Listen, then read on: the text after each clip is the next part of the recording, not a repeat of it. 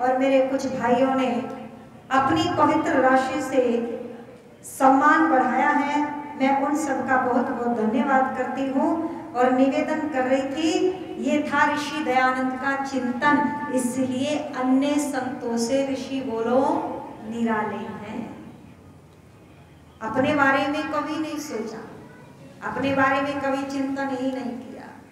सन्यासी होने के बाद भी जिसे संसार की चिंता थी, जिसे राष्ट्र की चिंता थी, जिसे नारी जाति की चिंता थी, ऐ दुनिया के लोगों, जिसे गौओं की चिंता थी, और वो नाम था बोलो महर्षि स्वामी। लेकिन मैं निवेदन कर दूं, ऐसे महर्षि होने के बाद, वेदों का खजाना होने के बाद, और जिस देश में ऐसे ऐसे युवा, कैसे छत्रपति शिवाजी, महाराणा प्रताप जैसे नौजवान, जिस देश में ऐसे बेटे, कैसे बेटे तो सुनना, मात्र 6 वर्ष और 9 वर्ष की आयु में दीवारों में चिनवाए जा रहे हैं। जब छोटे बेटे की मुख पर दीवार पहुंची तो बड़े वाला फूट फूट करके रो पड़ा। 6 वर्ष का बालक कहता है, ओ भाई, अगर मौत से डर था तो बोलो बगावत करनी नहीं थी, क्यों रो रहे हो? 6 साल का बच्चा कह रहा है, सुन लेना, हमारे आजकल के 6 साल के बालक कुछ भी नहीं जानते। जब ये बात कही और कहा क्यों डरते हो, तो 9 साल का भाई 6 साल के भाई से कहता है, डर नहीं रहा, अपने भाग्य पर रो रहा हूं। ऐ मेरे भाई, इस संसार में, दुनिया में मुझे माँ के गर्भ में आकर के धरती पर जन्म लेने का सौभाग्य तुझसे पहले मिला, पर जब राष्ट्र पर बलिदान होने की बात आई तो तुझे ये सौभाग्य मेरे से पहले मिला। इसीलिए रोया कि ये सौभाग्य मुझे क्यों नहीं मिल रहा।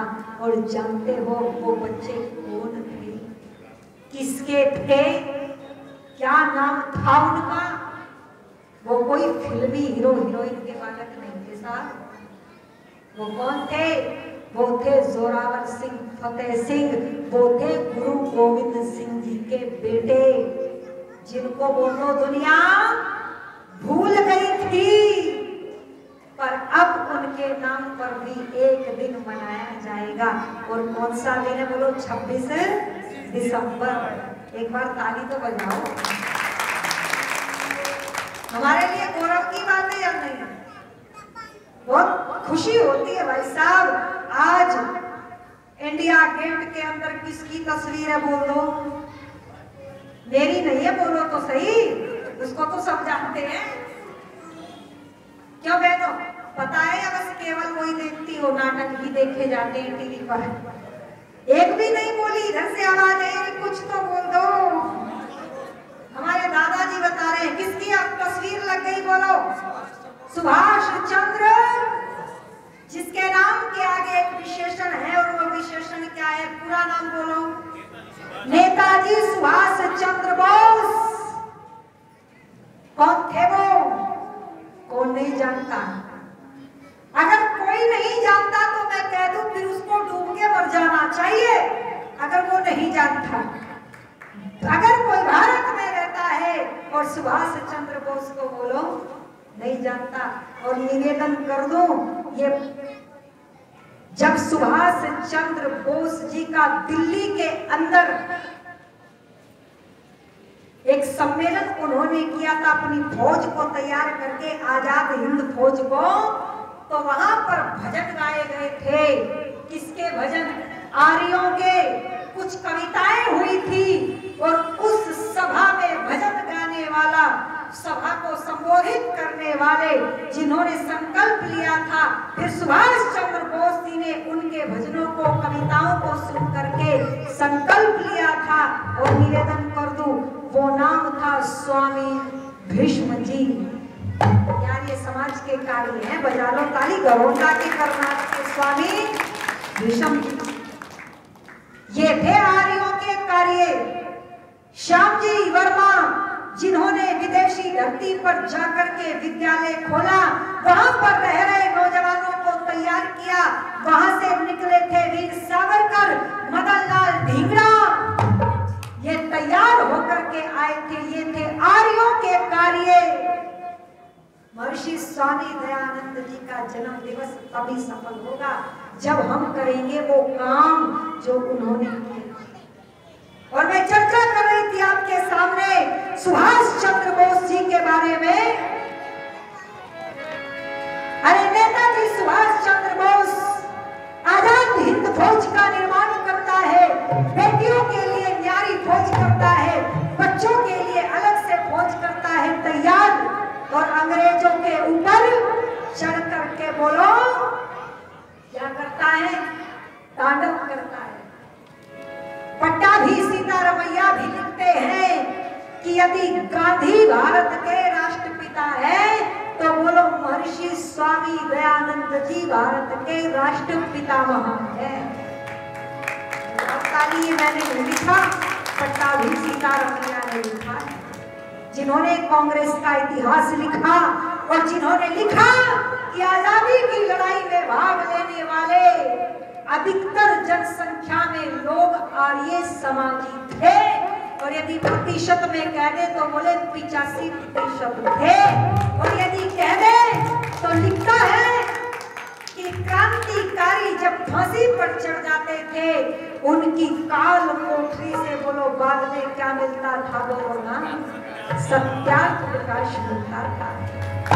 जब वो जाते थे तो कंधे पर जनेऊ और सर पर चोटी हुआ करती थी, भारत माता की जय का नारा लगाते हुए चलते थे, वंदे मातरम के गीत गाते हुए चलते थे और सभा को संबोधित करते हुए चलते थे।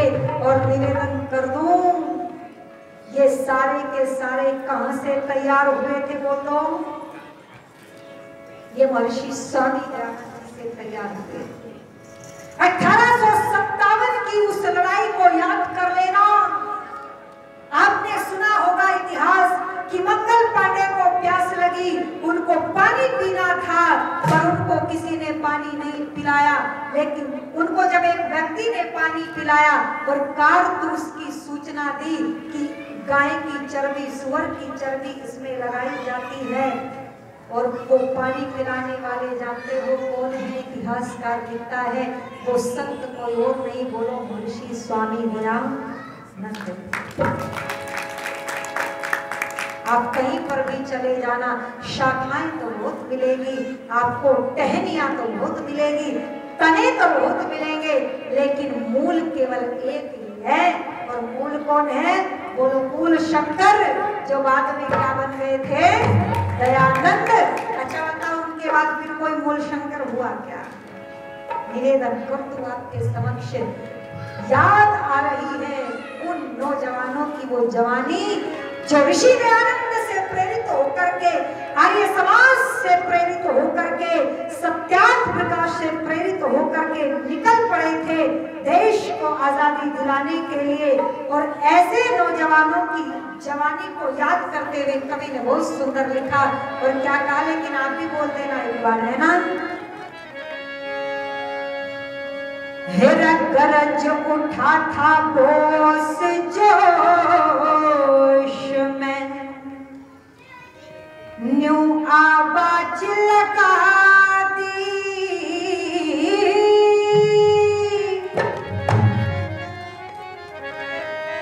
धन्यवाद भाई साहब, 100 रुपए देकर के सम्मान कर रहे हैं। गरज उठा था बोस जोश में, न्यू आवाज लगा दी। और क्या कहता है?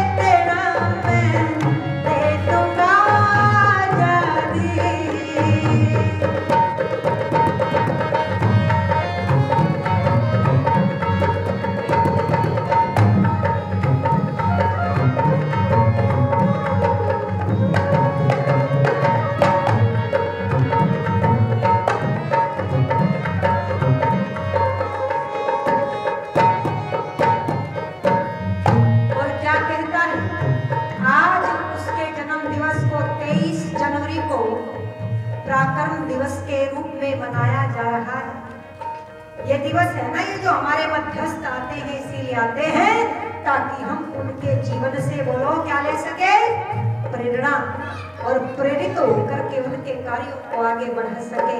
और क्या लिख दिया, कुछ लोग कह रहे थे शांति से आ जाएगी आजादी, तो उस समय बोस ने कहा क्या,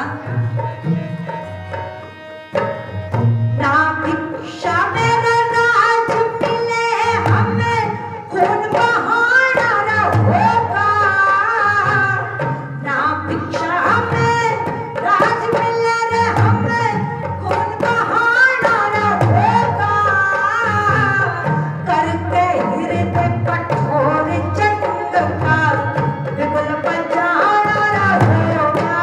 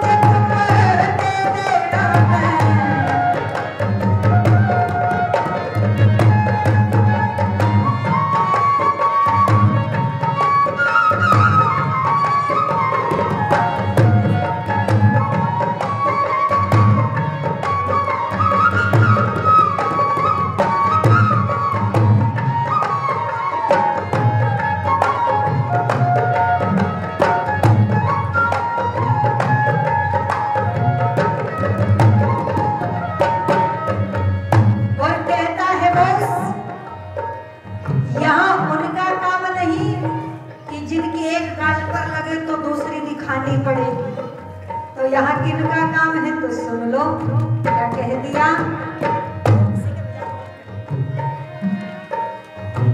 जिन्हें मौत से डरना लगे सोच समझ कर आना, जिन्हें मौत से डरना लगे सोच समझ कर आना, मेरी इस आजाद हिंद से नाम नाम लिखना, मेरी इस आजाद हिंद से नाम नाम लिखना। दस्तक करो खून से आके, दस्तक करो खून से आके, और कफन भी लाना, दस्तक करो खून से आके, और कफन भी लाना। सक्षम और मजबूत फरंगी सेना से टकराना, सक्षम और मजबूत फरंगी सेना से टकराना। मेरा फर्ज था समझाना, मेरा फर्ज था समझाना, रमन सारी शर्त बता दी। खून मुझे तुम दे देना, मैं दे दूंगा आजादी। खून मुझे तुम दे देना, मैं दे दूंगा आजादी।